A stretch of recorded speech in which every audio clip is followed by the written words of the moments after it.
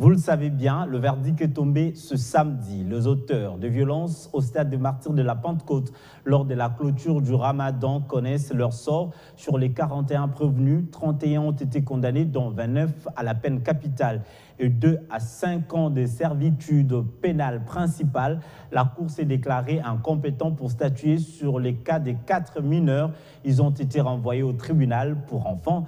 Ces incidents ont figuré parmi les sujets débattus ce vendredi au Conseil des ministres présidé par le chef de l'État Félix-Antoine Tshisekedi Tshilombo. Le compte rendu avec le porte-parole du gouvernement, Patrick Mouyaya. Au regard de la violence qui a caractérisé ces incidents, des mesures urgentes ont été prises. Il s'agit notamment 1. De l'organisation d'un procès en flagrance en charge des auteurs des violences décriées. Les mineurs impliqués seront jugés devant les tribunaux pour enfants.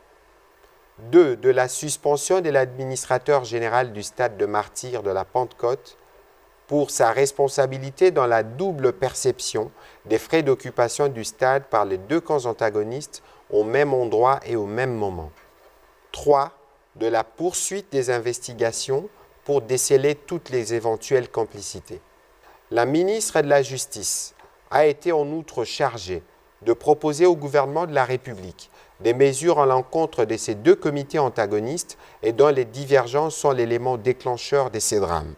Les forces armées maintiennent la pression sur l'ensemble des fronts, ainsi que leurs dispositifs et leurs capacités opérationnelles pour plus d'efficacité. Il a fait rapport au Conseil des ministres de la poursuite des opérations contre les groupes armés dans l'Ituri et dans le Nord Kivu.